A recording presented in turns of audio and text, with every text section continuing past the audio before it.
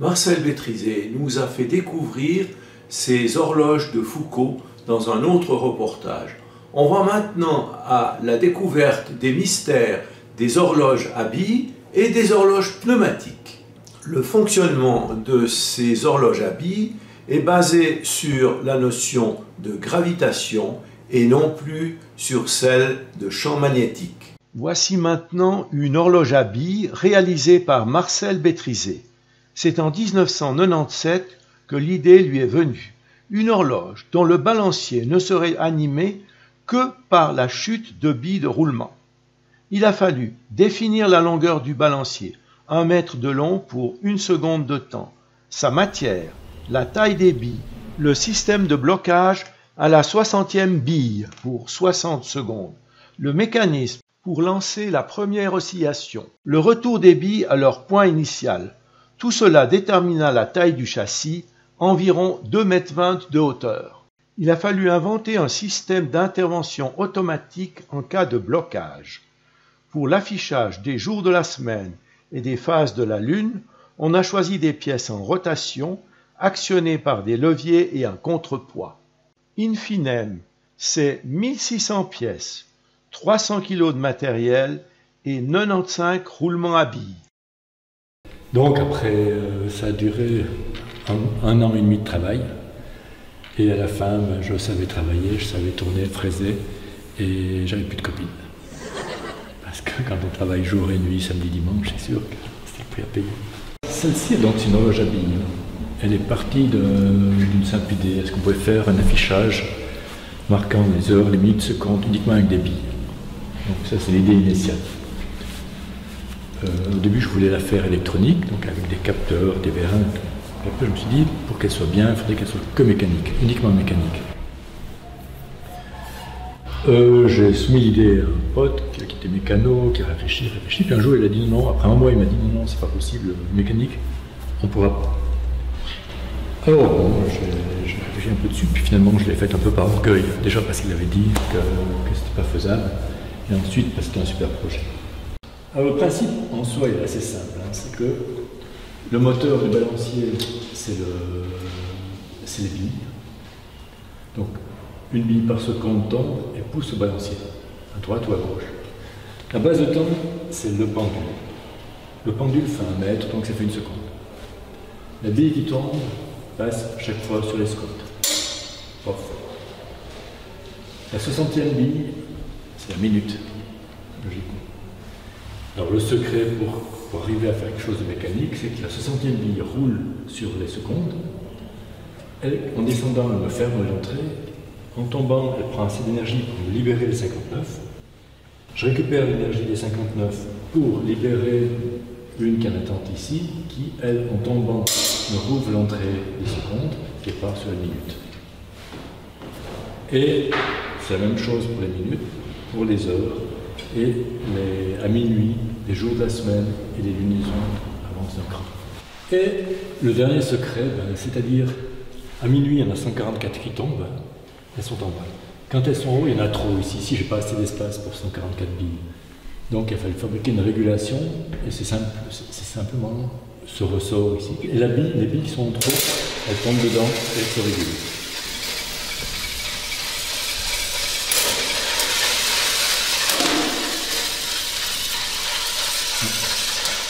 Le balancier va maintenant être libéré afin que l'horloge se mette en marche. Les billes s'accumulent peu à peu dans la colonne jusqu'à la 60e.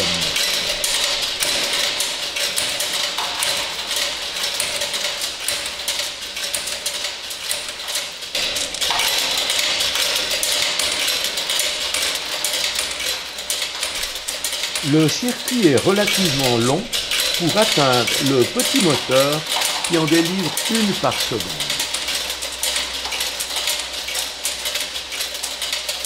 La 60e bille vient de défiler. Le tube en verre se vide d'un coup. 60 secondes ont passé.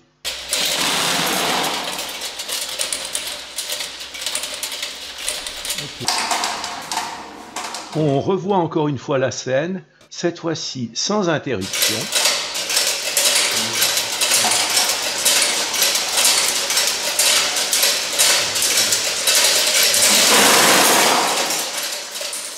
Au fur et à mesure que les billes tombent au fond du bac, elles sont récupérées par une vis sans fin pour rejoindre le sommet du système et repartir dans le circuit.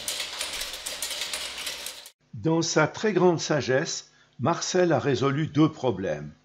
Plus vraiment besoin d'électricité, sauf une petite pile pour le moteur de la vis sans fin. Le problème de la pénurie est réglé. Il n'y a plus non plus besoin de réveil matin, car avec cette horloge, on ne peut plus dormir. C'est la première parmi la bille qui commençait à être intelligente. Donc la toute première, c'est celle qui est exposée aux arsenaux. La deuxième, c'est la grosse, où il y avait une bille par seconde qui tombait. Celle-ci, il n'y en a plus qu'une par heure. Ça fait moins de bruit. Moins de bruit, et puis beaucoup moins cher en bille aussi. Le principe est simple. Il y a une bille qui se trouve au centre d'une couronne de billes. À chaque heure, à chaque appel, elle s'arrête les 5, elle monte, elle descend et traverse le labyrinthe.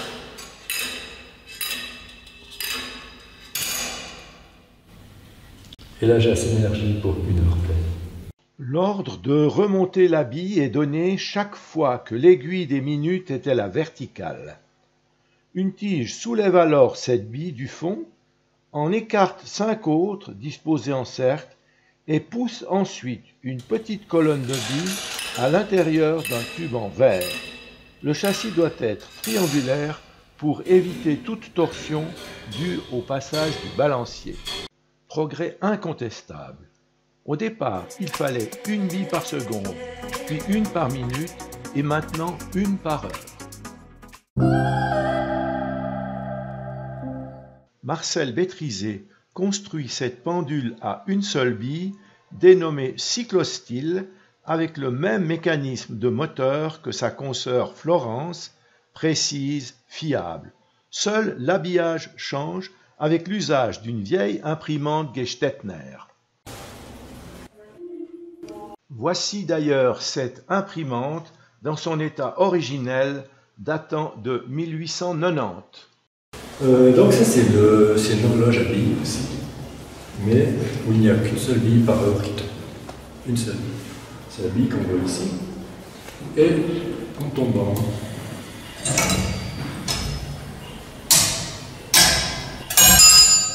elle rentre dans le petit labyrinthe, ce qui lui permet de pousser le balancier.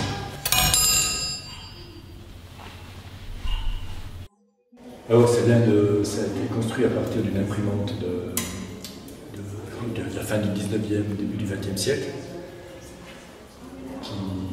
qui était posée comme ça, positionnée comme ça. Depuis ça, c'était la manivelle pour tous les papiers.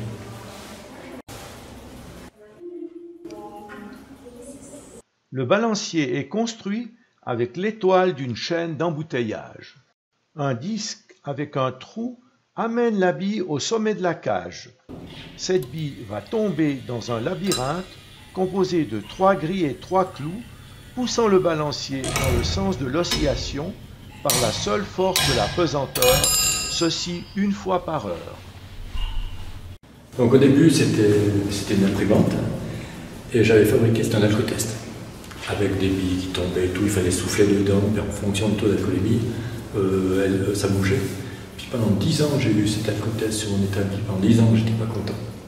Et jusqu'au jour où j'ai complètement démonté, il fallait tuer l'alcotest pour faire une horloge. Maintenant elle me satisfait, elle est parfaite comme ça. C'est aussi un éloge de ceux qui travaillaient à cette époque-là, ceux qui fondaient Cedafonte.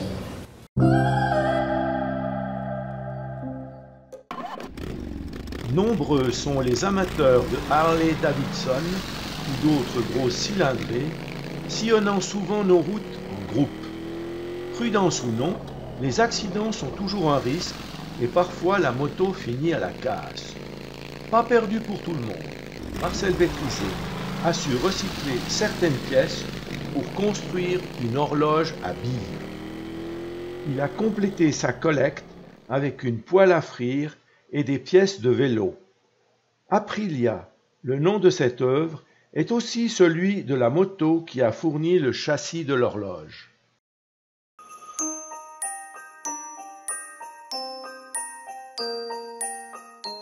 Ici, une seule bille suffit à donner l'énergie au balancier. Celle-ci tombe toutes les heures et pousse 3 fois le balancier dans le sens de l'oscillation, insufflant l'énergie nécessaire pour 1 heure. Sa précision est de l'ordre de quelques secondes par mois. Elle fonctionne depuis 2000.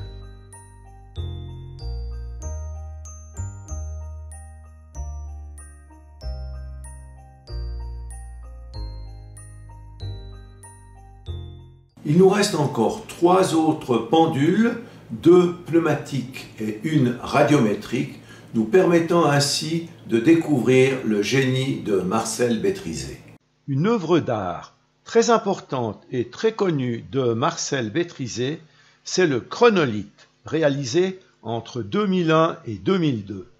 Pour illustrer le problème, voici l'expérience du radiomètre de Crookes, proche de ces petits appareils trouvés chez certains opticiens.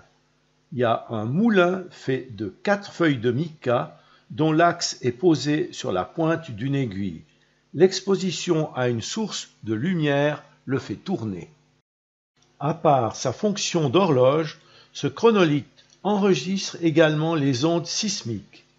Il a son fans club en Californie, pays des tremblements de terre, où l'on s'intéresse beaucoup plus à la sismologie qu'en Europe. Donc ceux qui ont des pendules et des ordis mettent tout ça en réseau, puis chaque fois qu'il y a un séisme, hop, il les triangule et ils disent la magnitude et l'endroit. Il a passé 1 an au musée d'horlogerie de la Chaux-de-Fonds. Le chronolithe est une horloge dont le balancier fonctionne à la seule force de la lumière. Sa source d'énergie, la lumière diffusée par 2 lampes de 5 watts situées de part et d'autre d'un pendule pesant 4 kg. Ce dernier est enfermé dans un tube en verre sous vide d'air de 0,01 bar. Ces lampes s'allument alternativement et soufflent en quelque sorte sur les 2 cellules thermiques. Une oscillation complète représente 1 seconde. Le réglage se fait en tournant les maslottes planétaires autour de la sphère. Alors sa précision est effroyable. Déjà parce qu'elle est sous vide d'air et que rien ne l'influence. Ensuite parce qu'aucune mécanique ne la pousse, à part la lumière. Donc, par exemple, elle peut servir de sismographe. Une fois, elle m'a montré un séisme qui avait lieu en Turquie. 2 séismes. Un séisme et une réplique 2 heures après. Et ben, c'est le lendemain, en lisant le journal, que j'ai fait le lien. Parce que moi, là-dessus, je mets un rayon laser, un ordi, et puis je prends mes données au millionième de seconde. Elle me disait à quelle heure la voisine du dessus rentrait à la maison, par exemple. Elle enregistre le passage de la Lune au-dessus d'elle, au-dessous et à côté. Elle enregistre les forces de marée dues à la Lune, tellement elle est précise. Ce qui fait que la pesanteur n'est pas la même si la Lune est dessus que si elle est à côté. Donc quand je la laisse mourir d'asphyxie, vu qu'elle est sous vide d'air, si je laisse rentrer un peu d'air, elle va commencer, avant de mourir, elle va commencer à avoir des perturbations de l'ordre de 20 millionièmes de seconde. Elle sera accélérée de 20 millionièmes de seconde. 10 secondes après, elle sera freinée de 20 millionièmes de seconde. Personne n'a réussi à expliquer pourquoi. C'est entre autres par l'enregistrement des vibrations au sol que l'on obtient les données sismologiques. Mais le chronolithe garde encore bien des secrets que la physique devra expliquer un jour. Aujourd'hui, la tendance écologique pousse les gens à récupérer des objets anciens, soit pour les restaurer ou les customiser, soit pour les détourner de leur fonction première. Marcel Bétrizé a choisi la seconde solution, réalisant ici une horloge à billes devenue au cours du temps électromagnétique. En 2001, le châssis évoque une pierre tombale. Ce n'est qu'en 2002 qu'il renaît sous le nom de Moreno, avec tous ses objets détournés. Alors elle, c'est Moreno, c'est une horloge qui n'était faite qu'avec des pièces de récupération. Et Moreno, c'est le nom du brocanteur qui me refilait chaque fois cette pièce. 1 fois par année, il venait avec une caisse à vendange pleine de bronze. Et puis tout ce qu'il ne pouvait pas vendre, il me donnait. Donc une fois, j'ai fait une horloge rien que pour lui. Donc c'est que de la récupération. Ici, c'est des pièces de chaîne d'embouteillage. C'est ce qui prend la colle avant de mettre les étiquettes sur les bouteilles de vin. Si vous avez des pièces médicales, chalumeau, focale, trompette, machine à coudre, potence de vélo et un lustre du XVIIIe siècle, un lustre à gaz, ainsi qu'une trompette d'une voiture qui datait de 1900. Le principe de fonctionnement est simple. Une bille par heure tombe et souffle contre le pendule. La bille est ici. Une fois par heure, elle monte, est prise par la fourchette et tombe dans la cuillère. De là, elle va chuter dans le tube jusqu'au fond, qui lui pousse sur le piston, qui lui souffle contre le pendule, qui emmagasine ainsi l'énergie pour 1 heure. Certains objets ont une deuxième vie dans un magasin de seconde main, d'autres dans des œuvres d'art, une autre façon de recycler. Skyport fut une pendule pneumatique à ses débuts. Une bille tombait chaque heure pleine à l'intérieur d'un tube en verre. Le déplacement d'air créé par ce mouvement était canalisé dans un trou pour souffler sur le pendule et lui insuffler l'énergie pour 1 heure. En 2010, elle reçut en plus une propulsion électromagnétique. Dès 2020, elle ne fonctionne plus qu'en mode électromagnétique. Fini sa propulsion pneumatique, poétique, anarchique et mystérieuse. Les motos ont toujours inspiré Marcel Bétrizé, l'inventeur de Harley. Aprilia, une horloge à billes, a déjà été réalisée avec des pièces de moto. Harley est par contre une horloge électromagnétique.